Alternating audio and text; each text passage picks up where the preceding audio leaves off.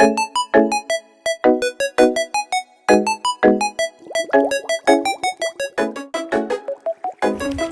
semuanya, kami dari kelompok 3 akan mengajak kalian untuk berkreasi dan mengeksplorasi dunia kerajinan.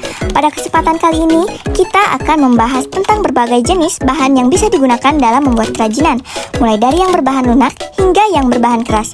Setiap bahan memiliki karakteristik unik yang bisa memberikan sentuhan khusus pada karya kita. Jadi, siapkan catatan dan mari kita mulai perjalanan kreatif ini.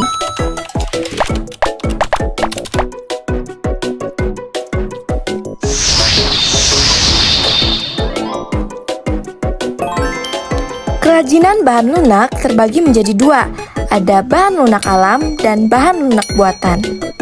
Bahan lunak alam. Bahan lunak alam merupakan bahan karya kerajinan yang didapat dari alam. Cara pengolahannya juga dilakukan secara alami.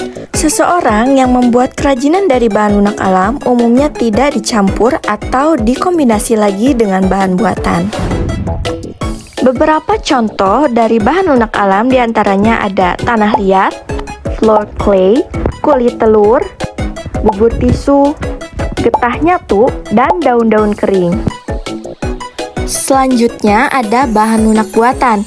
Bahan lunak buatan merupakan bahan karya kerajinan yang sudah diolah oleh manusia. Bahan lunak buatan ini sudah melalui proses seperti menggunakan bahan kimia.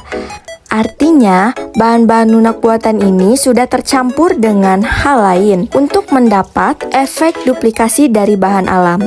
Beberapa contoh dari bahan lunak buatan diantaranya ada clay, lilin, sabun, fiberglass, bubur kertas, dan sponge. Selanjutnya, kerajinan bahan keras. Ada bahan keras alam dan bahan keras buatan. Kerajinan bahan keras alam. Kerajinan dari bahan keras alami adalah kerajinan yang memakai bahan baku dari alam, tetapi teksturnya keras ya. Bahan baku ini mengalami proses pengolahan, tetapi wujud bendanya tidak berubah. Contohnya ada kayu, batu, rotan, pasir, bambu, tulang, kerang, dan biji-bijian. Lalu ada kerajinan bahan keras buatan. Kerajinan dari bahan keras buatan berasal dari bahan yang sudah melalui proses pengolahan kembali. Bahan-bahan tersebut diolah sampai menjadi keras dan bentuknya berubah. Bahan seperti itulah yang dijadikan sebagai bahan baku kerajinan. Contoh dari bahan keras buatan diantaranya ada kaca, kaleng, semen, kawat, dan juga logam. Untuk tambahannya, di sini ada kerajinan limbah lunak. Limbah lunak mengacu kepada sifat lunak. Maksudnya adalah limbah yang memiliki sifat empuk, lembut, serta mudah untuk dibentuk. Limbah lunak ini juga dibagi menjadi dua bentuk. Ada yang termasuk limbah lunak organik dan juga ada limbah lunak anorganik. Limbah lunak organik. Limbah lunak organik adalah bahan yang berasal dari tumbuhan. Semua bagian pada tumbuhan yang dikategorikan sebagai limbah bisa diolah menjadi sebuah produk atau benda kerajinan. Akan tetapi, limbah tersebut harus melalui proses pengolahan terlebih dahulu. Tujuannya agar bisa menjadi bahan baku yang lebih baik. Lalu, limbah lunak anorganik. Limbah lunak anorganik adalah limbah yang berasal dari bahan olahan. Bahan-bahan olahan tersebut seperti campuran antara zat kimiawi. Akibatnya, mudah untuk dibentuk dan diolah bersama bahan sederhana. Akan tetapi, sifat limbah lunak anorganik ini relatif sulit ketika ingin diuraikan.